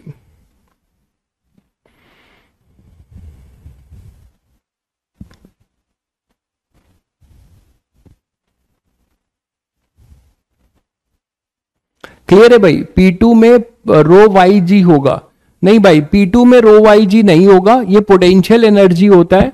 तो पोटेंशियल एनर्जी आपने इसको जीरो पोटेंशियल लिया है, तो इस लेयर, ये जो लेयर आपने माना है ये वाई डिस्टेंस जीरो पोटेंशियल से ऊपर है, तो इसकी पोटेंशियल एनर्जी लिखी जाएगी, इस लेयर की पोटेंशियल एनर्जी नहीं लिखी जाएगी जो V2 के लाइन पर है।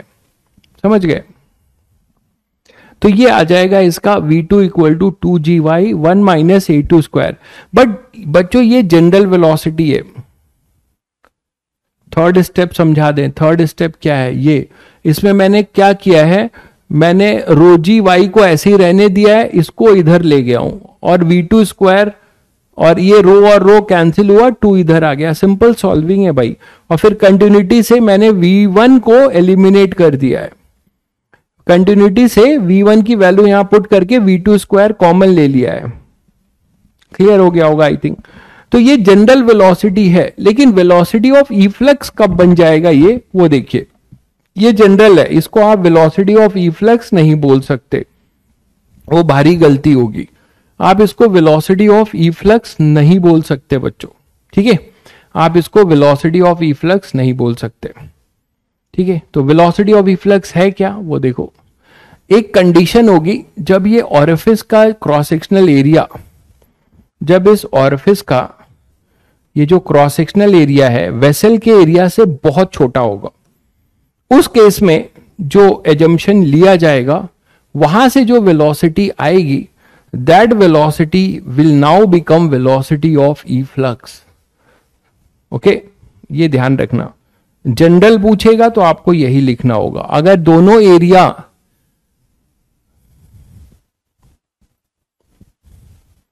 अगर आपका जो वेसल का एरिया और ऑरिफिस का एरिया दोनों कॉम्परेबल होंगे तो आपका रिजल्ट यही बनेगा, आपका रिजल्ट जो है फिर यही बनेगा, ये ध्यान रखिएगा।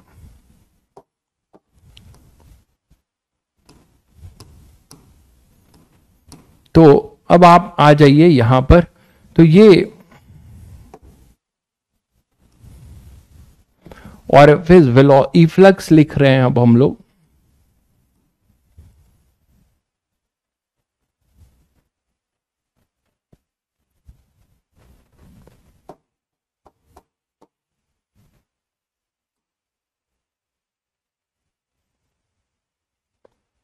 तो यहां से जो लेयर जाएगी वो प्रोजेक्टाइल भी करेगा, तो आगे की भी कहानी करते हैं। एक प्रोजेक्टाइल मोशन बनेगा एक तरीके से, है ना।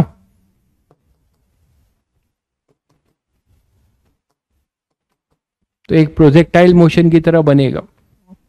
अब मैं ये कह रहा हूं आपको कि अगर मान लीजिए कि if A1 is much much greater than A2, तो ये A2 upon A1 tending to 0 हो जाएगा। उस केस में जो V2 आएगा वो आएगा √2GY। ये कहलाएगा वेलोसिटी ऑफ इफ्लक्स। इसे आप कहेंगे वेलोसिटी ऑफ इफ्लक्स। ये है वेलोसिटी ऑफ इफ्लक्स, इसका नाम पड़ता है वेलोसिटी ऑफ इफ्लक्स। और ऐसे होल को, ठीक है, ऐसे होल को भाई कोई भी आईआईटी में कभी भी डेरिवेशन नहीं आता। डेरिवेशन कैसे आ सकता है यार प्रतीक बाबू, दिमाग कहीं गिरवी रख के आए हो, आपको डेरिवेशन कैसे आएगा? सब्जेक्टिव एग्जाम थोड़े लिखते हो यार। डेरिवेशन नहीं आएगा, डेरिवेशन के थीम पे कुछ क्वेश्चंस आ सकता है ना। तो वेलोसिटी ऑफ इफ्लक्स, ठीक है, ये जिसमें वाई आपको जानना है। वाई बेसिकली क्या है? डेप्थ ऑफ, ये बहुत जरूरी है, बहुत बच्चे गलती कर देते हैं। Depth of orifice. ऑरिफिस मतलब अब इसको हम बोलेंगे स्मॉल होल। अगर वेसल का एरिया से होल का एरिया बहुत स्मॉल होगा तब वो जो होल है वो ऑरिफिस बोला जाएगा। ठीक है, ठीक है, तो ये हो जाएगा Y is depth of orifice from liquid surface. हमेशा ये चीज वाई आपको कैलकुलेट करना है। कहां से?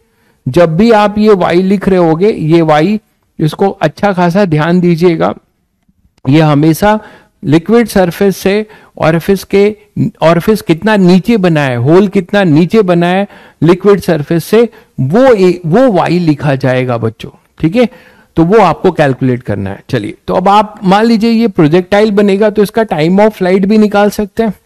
मान लेते हैं कि ये पूरा एच है, देखिए इसको हम कैनेमेटिक्स से भी रिलेट कर पाएंगे। ये कैपिटल एच है और ये आपने बोला ये वाई है, ये आपने बोला वाई था,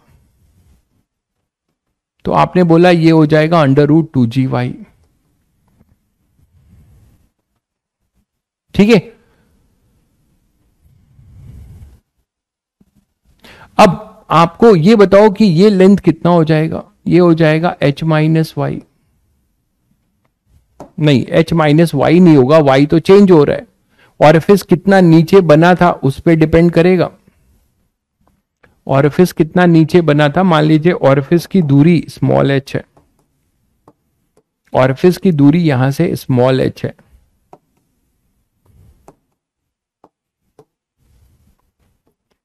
ऑरिफिस की दूरी यहां से जहां से बना है ये स्मॉल h है। वर्टिकल से भी दिया जा सकता है, वर्टिकल से भी दिया जा सकता है। तो टाइम ऑफ फ्लाइट आप बता सकते हो, ये अगर हम स्मॉल h लेते हैं तो टाइम ऑफ फ्लाइट तो आपको पता है क्या होगा, ठीक है, √2h/g, √2h/g, ठीक है, √2h/g। क्लियर है बच्चों?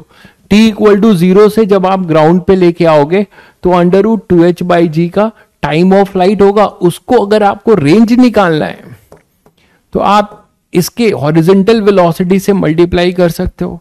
इसके हॉरिजॉन्टल वेलोसिटी से आप इसको क्या कर सकते हो? मल्टीप्लाई कर सकते हो। ये क्लियर है बच्चों?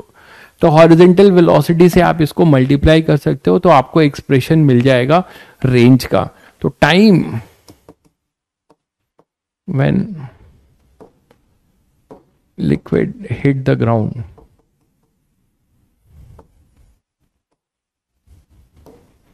हो जाएगा √2h/g, √2h/g। यह एक काम करो, रुको,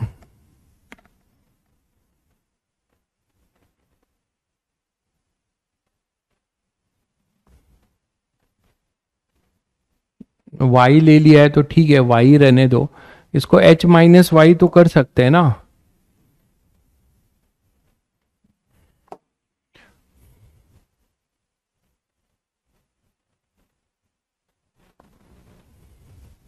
इसको h-y कर लेता हूं अननोन बढ़ाने के बजाय। ठीक है, h-y, तो ये हो जाएगा √2h-y/g। ये टाइम ऑफ फ्लाइट, ये तो सबको पता है, motion under gravity, motion under gravity से किया है, ठीक है। हाँ, मोशन अंडर ग्रेविटी केवल वाई डायरेक्शन के मोशन पे टाइम ऑफ फ्लाइट डिपेंड करता है, और वाई जो है ये लिक्विड लेयर अपना जी से नीचे जा रहा होगा, तो under root 2h by G. Range का जो डिफिनेशन होगा वो वेलोसिटी v2, ये तो हॉरिजेंटल रहेगा, अब ये 2g y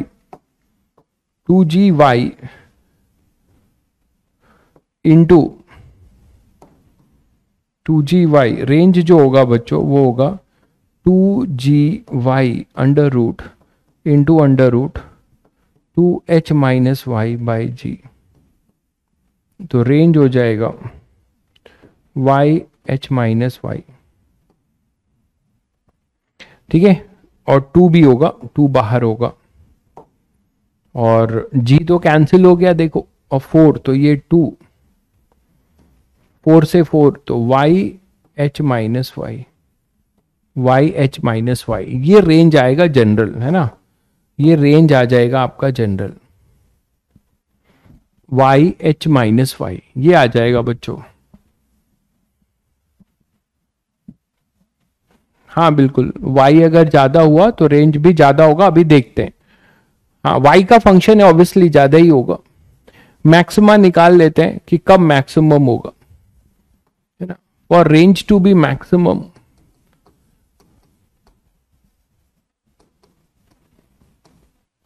तो बच्चों ये डिपेंड करेगा कि y क्या था, ऑरिफिस की डेप्थ थी लिक्विड सरफेस से, ऑरिफिस की डेप्थ थी लिक्विड सरफेस से, ठीक है, ऑरिफिस की डेप्थ थी लिक्विड सरफेस से, तो y हम वेरी कराएंगे तो हमारा रेंज भी वेरी करेगा, ये आप समझते हो। तो y का फॉर्मूला हमें रेंज का जो मिला है, रेंज का जो फॉर्मूला मिला है वो ये मिला है 2 under root Y H minus Y, यही मिला है। तो उसको मैक्सिमा मिनिमा लगा दो, dr बाई डी वाई का फंक्शन है ना 2, इसको आप कुछ x मानोगे तो यह आएगा 1/2 under root Y H minus y, chain rule लगा रहा हूं, और फिर इसको d by D t d by d y of, अंदर वाले को फिर डिफ्रेंशिएट करेंगे हम लोग, एच वाई, शायद डिफ्रेंशिएशन सबको समझ में आया होगा, शायद सबको डिफ्रेंशिएशन समझ में आया होगा कि इसको आप कुछ u मान लो, तो पहले क्या लिखोगे dr by d u into d u by d y, ये लिखोगे, चेन रूल यही किया है। तो dr बाई डी यू करोगे तो ये 1/2 रूट यू आएगा, 2 से 2 कैंसिल हो जाएगा बच्चों, और u को फिर डिफ्रेंशिएट कर दिया, शायद समझ गए होगे। तो dr by d y maxima minima के लिए आपको पता होता है कि ये 0 होगा, इक्वल टू यहां पे आएगा 1/अंडर root Y H minus Y, और इसे करोगे तो ये h माइनस 2y, ये 0 में एब्जॉर्ब हो जाएगा बच्चों, और y जो आएगा वो आएगा h बाई 2। तो इंटरेस्टिंग बात क्या मिली कि होल, ठीक है, अगर आपको मैक्सिमम जो लिक्विड निकल रही है उसका प्रोजेक्टाइल मैक्सिमम हो, वो कहां पर होगा, जब ऑरिफिस या होल टंकी के मिड पॉइंट पे होगा, टंकी के मिड पॉइंट पे होगा। अगर y h बाई 2 पे अगर आप क्रिएट करते हो ऑरिफिस, तो वहां से जो प्रोजेक्टाइल निकलेगा वो मैक्सिमम रेंज का निकलेगा बच्चों, वो अपना मैक्सिमम रेंज का निकलेगा, और उसकी वैल्यू क्या होगी, आर मैक्स कितना होगा। तो आर मैक्स के लिए यहां पे y को h बाई 2 पुट कर दो, तो क्या हो जाए, ये सब रिजल्ट थोड़ा याद रखिएगा, ये सब जेई मेंस में ये सब डायरेक्ट पूछा जाएगा, h बाई 2 और ये h माइनस h बाई 2, तो r इक्वल टू कितना आ रहा है, h बाई 2 2242 h ही आ रहा है। तो मैक्सिमम रेंज आर मैक्स जो हो रहा है,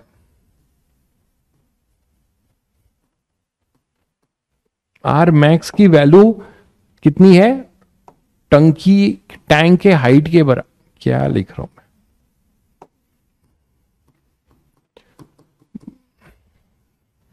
ठीक है।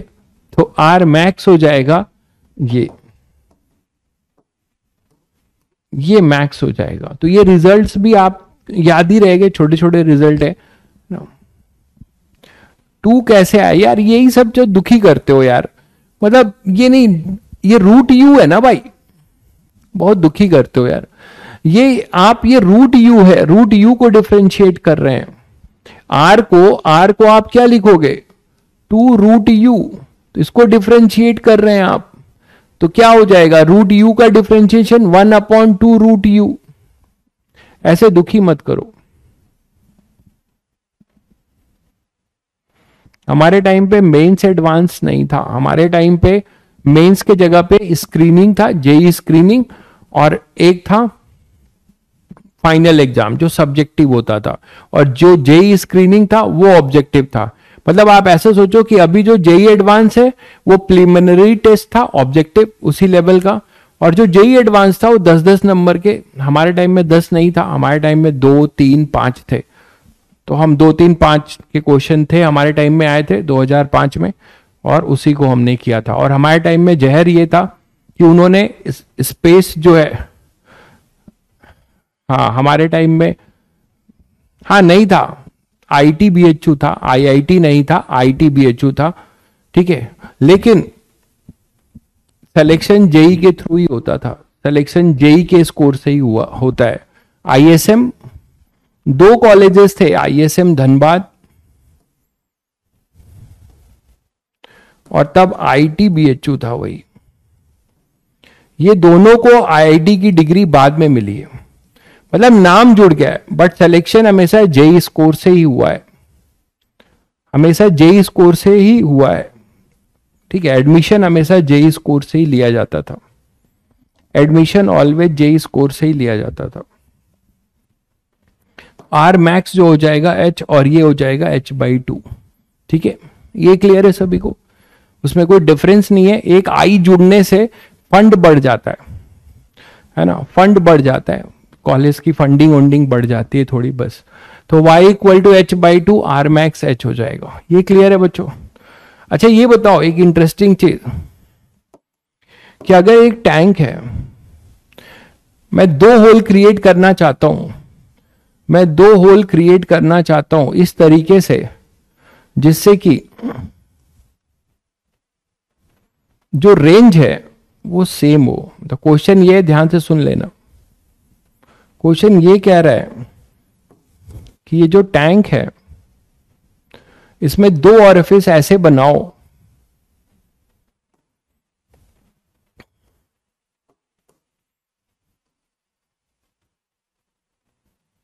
दो ऑरिफिस ऐसे बनाओ जिससे कि इन दोनों से जो लिक्विड निकले, इन दोनों से जो लिक्विड निकले उनका रेंज सेम हो जाए। Then what is the relation between, ये ऊपर से H1 हाइट पे है। अच्छा इसको एक काम करो, ये ओपन करो, ये H1 हाइट पे है, मतलब H1 डेप्थ पे है, और ये H2 हाइट पे है, समझ रहे हो, बॉटम से। तो इन दोनों से जो लिक्विड निकल रही है ये अपना फुल है,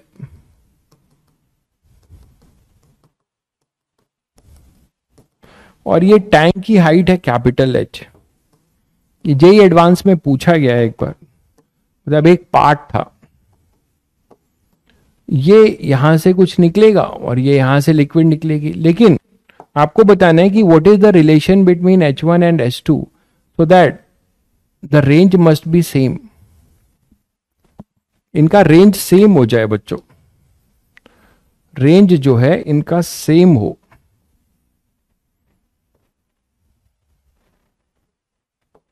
है ना, आर सेम हो। For r to be same what is the relation between H1 and H2, जल्दी बताओ। For r to be same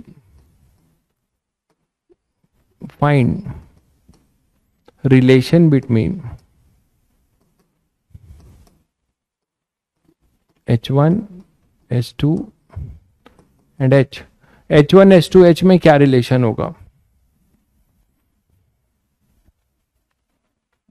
H1 H2 और H में कितने क्या रिलेशन होगा, ये निकाल सकते हो, ये निकाल सकते हो क्या?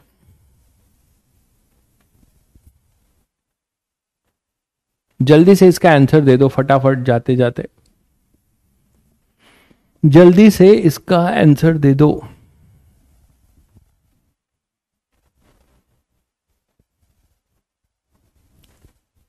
To h one equal to h, गलत है भाई। H1 minus H2 0। बहुत बढ़िया भाई, बहुत बढ़िया। एक बच्चे ने सही जवाब दिया है,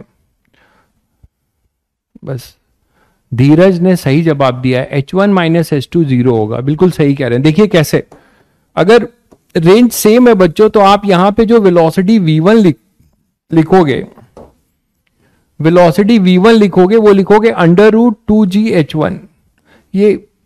ये बोला जा रहा है कि स्मॉल ऑरिफिस है, ठीक है। बाकी सभी बच्चों का आंसर गलत है, धीरज का सही है।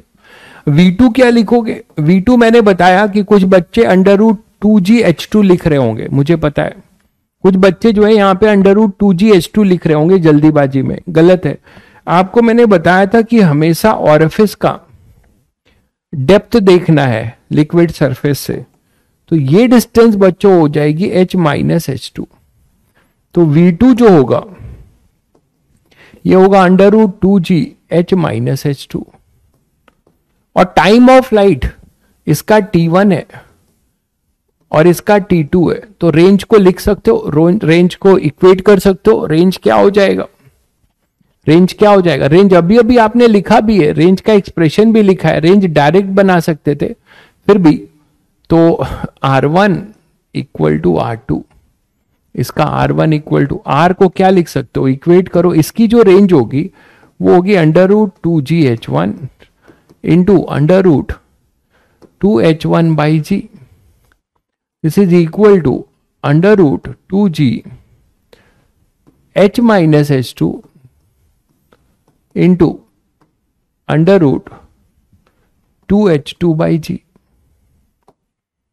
2h2 by G. बोलो, ये स्क्वायर हट जाएगा, सब कैंसिल होगा, तो अपने पास क्या आ जाएगा? देखो यहां आएगा H1,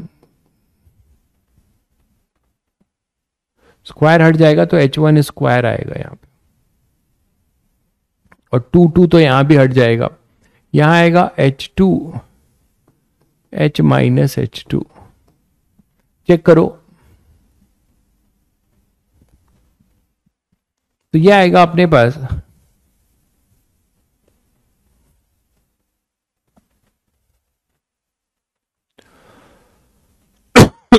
H1। कहां पे H1 कह रहे हो?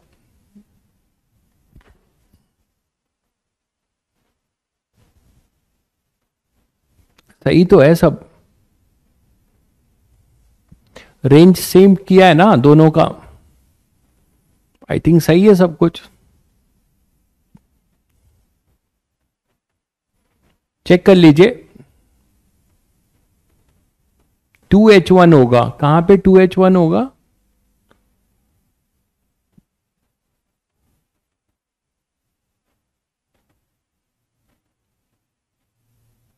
अच्छा हाँ, टाइम ऑफ लाइट गलत लिखा है, ये गलत लिख दिया है, ठीक है ठीक है।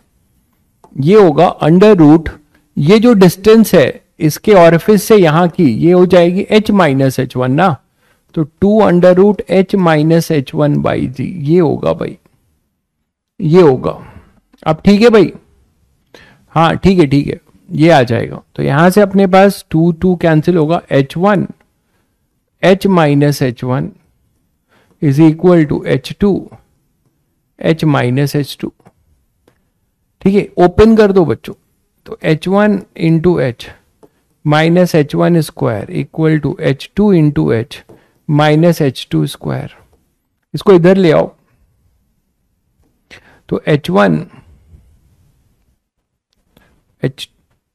H2 square minus H1 square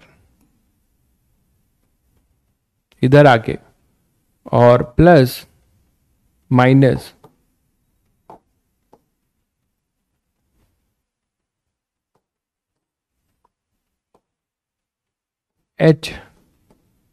H2 minus H1 equal to 0, यही होगा। अब इसको जरा इसमें से कॉमन लेते हैं, तो H2 माइनस H1 कॉमन लेंगे तो हमारे पास आएगा H1 plus H2 minus H equal to 0, ये बनेगा इक्वलिटी।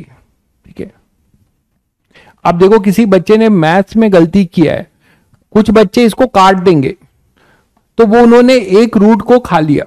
अगर कुछ बच्चे, ये सब आपको पढ़ाया गया है सब, लेकिन आप लोग यूज नहीं करते हैं, कुछ बच्चे इसको ऐसे सॉल्व कर देंगे। ठीक है, तो इसको काट देंगे, एक बच जाएगा, तो यहां पे आपने एक रूट को खा लिया, ये नहीं करना है। आप यहां कॉमन लीजिए। अब आपको पता है कि ये कभी भी 0 नहीं हो सकता, नेवर बी 0। ये जो एक्सप्रेशन है ये 0 नहीं हो सकता, क्योंकि अगर H1 और H2 H के बराबर हो गए तो एक ऑरिफिस बन जाएगा ना। ठीक है, H1 और H2, अगर H1 और H2 ये दोनों जो है अगर एक हो गए, H हो गए, तो एक ही ऑरिफिस बनेगा, दो ऑरिफिस के सवाल ही नहीं है। तो समझ गए, तो जबकि हमें दो ऑरिफिस है, तो ये तो नहीं हो सकता। तो बचेगा क्या इस एक्सप्रेशन को 0 होने के लिए? ये 0 होगा। तो जिन्होंने भी आंसर दिया था उन्होंने पता नहीं इतना सोचा होगा कि नहीं सोचा होगा, लेकिन उनको शायद रटा हो रिजल्ट।